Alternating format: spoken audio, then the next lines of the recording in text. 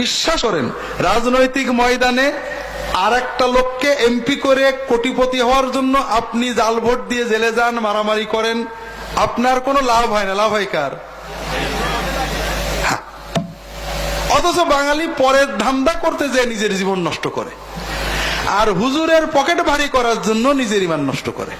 যেটা বলছিলাম, আমার একটা রাহে বেলায়েত নামে একটা বই আছে, দেখবেন রাসূলুল্লাহ সাল্লাল্লাহু আলাইহি ওয়াসাল্লাম দুই সাজদার মাঝখানে, ছোট্ট একটা উদাহরণ দিচ্ছি, আমাদের দেশের মানুষদের নামাজ, দাওয়াতের বিষয়ে নামাজ আসবে যদি সময় থাকে,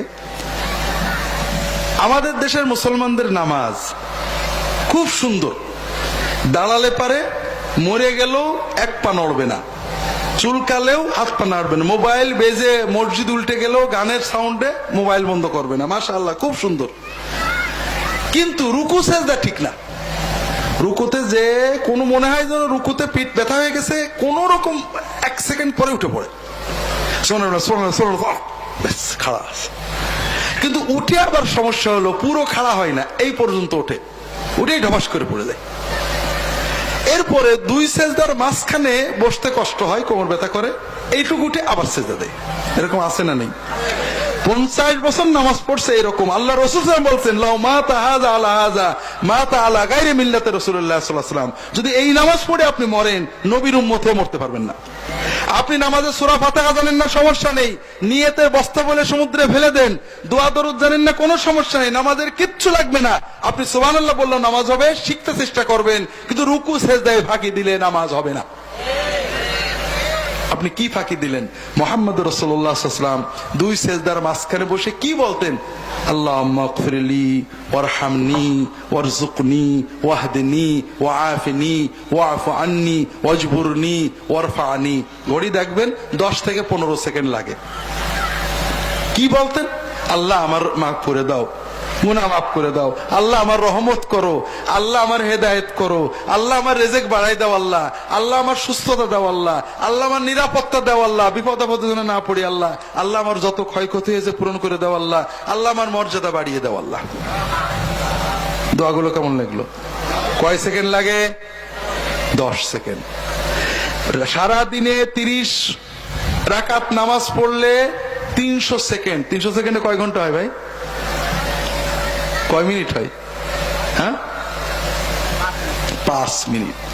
সারা দিনের ভিতরে 30 রাকাত নামাজে যদি 5 মিনিট আপনি এই দোয়াগুলো করেন, আপনার জীবনের সব কষ্ট আল্লাহর মধ্যে দূর হয়ে যাবে।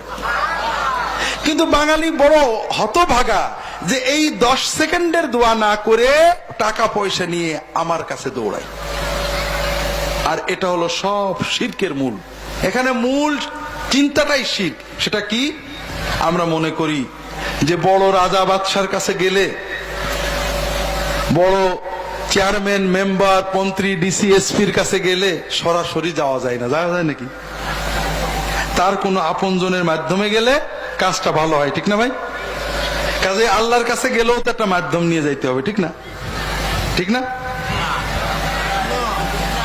ভালো করে বোঝেন, আন্দাজে কথা বলেন না। রাজা বাদশাহ মন্ত্রী মিনিস্টার এমপি এদের কাছে মধ্যস্থ নিয়ে যেতে হয় কেন? কারণ রাজা বাদশাহ প্রধানমন্ত্রী আমাকে চেনে না, ঠিক না? ডিসি সাহেবের অফিসে যাবেন, ডিসি আপনার চেনে নাকি? চেনে না। কাজেই আপনি ডিসির অফিসের কোনো একটা লোক দিয়ে যদি বলাই দিতে পারেন এই লোকটা খুব ভালো লোক, তখন ডিসি আপনাকে পারমিশন দেবে, ঠিক না? আল্লাহ তো সেরকম। আল্লাহ তোমাদের চেনে না? চেনে? চেনে? ভালো করে বুঝিস যখন চেনে। তারপরেও তো নাউজুবিল্লাহ, আল্লাহর হয়তো কোটি কোটি কোটি কোটি কোটি কোটি কোটি কোটি বান্দা, আল্লাহ হয়তো নাউজুবিল্লাহ ঝাপটা চেনে। একজন হুজুর যদি বলে দেয় যে আল্লাহ এটা তোমার খুব ভালো বান্দা, আল্লাহ তাড়াতাড়ি চেনবে নাকি? কেউ যদি আল্লাহ তাআলার ব্যাপারে ধারণা করে যে ডিসিএসপি চেনে না, আল্লাহ হয়তো চেনে না, তার ঈমান থাকে নাকি?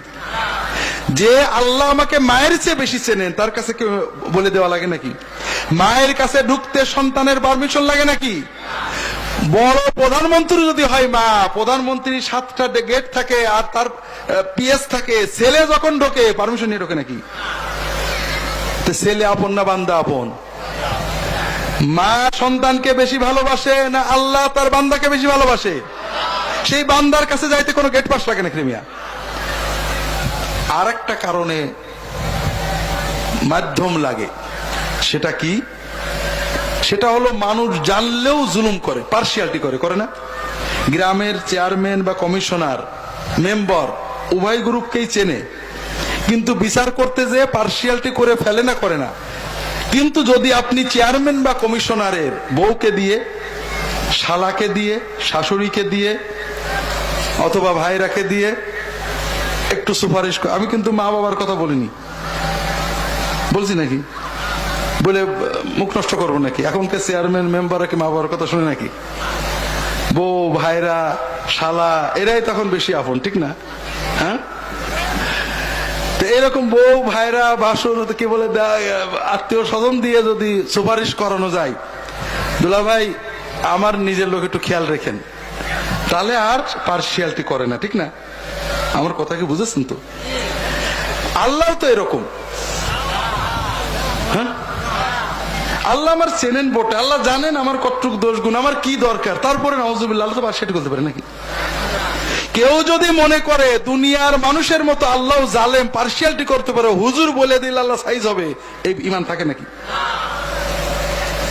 হুজুর লাগে কি জন্য? শিখতে, আল্লাহর কি করে ডাকবো, কোন দোয়া করব, কোন ভাবে ইবাদত করলে আল্লাহর ইবাদতে মজা পাবো, আল্লাহ দোয়া কবুল করবে, শেখার জন্য লাগে। যেটা আমার জানা নেই, কোরআন হাদিসে পড়েছে তার কাছে শিখতে হয়, যে ইবাদত করেছে তার কাছে শিখতে হয়।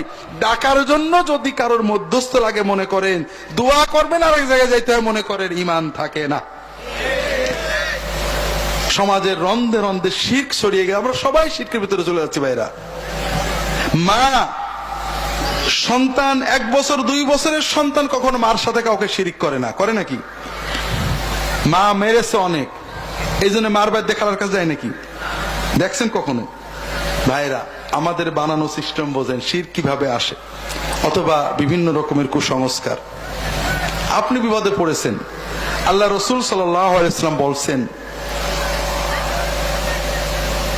দোয়া ইউনুস পড়েন, বেশি দোয়া ইউনুস পড়ে আল্লাহর কাছে কান্দেন তাহাজ্জুদে উঠে, আপনি পারতেন, কিন্তু আমি আপনার বলে দিলাম 1.25 লাখ লাগবে, 1.25 লাখ শুনেই তো আপনি শুয়ে পড়েছেন, ঠিক না?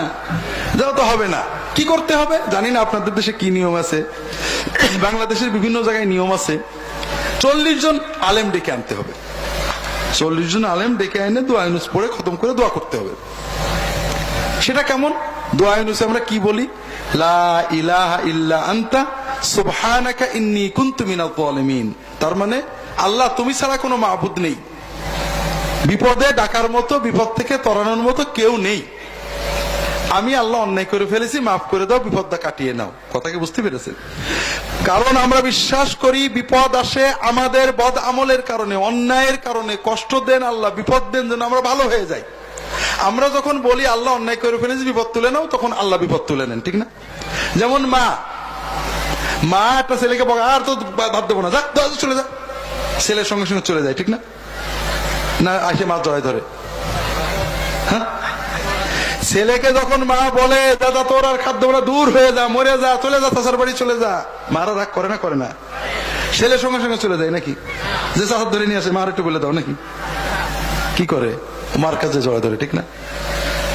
মা যখন বলে ভাত দেব না, তখন মার এইটা উদ্দেশ্য না যে ছেলেকে কোনদিন ভাত দেব না, মার উদ্দেশ্য ছেলে একটু নরম হয়ে আমার কাছে আসুক। কথা বোঝেননি? আল্লাহ যখন আমাদের বিপদ দেন, আল্লাহর কখনো ইচ্ছা না আমাদের ক্ষতি করার। আল্লাহ চান যে বান্দা আমার ডাকুক, ওর মনটা আমার দিকে আসুক, ওর মনটা ভালো হোক, ও মুত্তাকি হোক, ও আল্লাহর ওলি হয়ে যাক, আমার বিপদের মাধ্যমে ও আমার দোস্ত হয়ে যাক। আমি যখন বলি আল্লাহ অন্যায় করে ফেলেছি, আমি জালেম, আমি অন্যায় করেছি, আল্লাহ আল্লাহ মাফ করে দাও, আল্লাহ আমার শুধু বিপদই কাটান না, আমার এই দোয়ার মাধ্যমে আমি আল্লাহর ওলি হয়ে যাই। ভাইরা, আমরা কি করি? আমার অন্যায় হয়েছে, আমার বিপদ হয়েছে, গরুর অসুখ হয়ে গেছে, ছেলের অসুখ হয়েছে, বিপদ হয়েছে, কাটছে না, 40 জন হুজুর আসছেন। 40 জন হুজুর কি বলছেন? লা ইলাহা ইল্লাল্লাহ, লা ইলাহা ইল্লাল্লাহ, লা ইলাহা ইল্লাল্লাহ। তার মানে 40 জন হুজুরই বলছে আল্লাহ আমি জালেম, আল্লাহ আমি জালেম, আল্লাহ আমি জালেম, ঠিক না? আপনি বলছেন নাকি? যখন আমি নিজেও যখন যাই মানুষের বাড়িতে দোয়া করার জন্য, আমি লক্ষ্য করি বাড়ির লোকেরা দোয়াই শরীক হয় না। আপনারা দেখছেন? তাহলে 40 জন হুজুর বলছে আল্লাহ আমি জালেম, আল্লাহ আমি জালেম, আল্লাহ আমি জালেম, আর একমাত্র যে জালেম না, খাঁটি আলেম, সে বাড়িওয়ালা। এটা কি দোয়া ইউনুস পড়া হলো না আল্লাহর সাথে আর কি বলা হলো ভাই?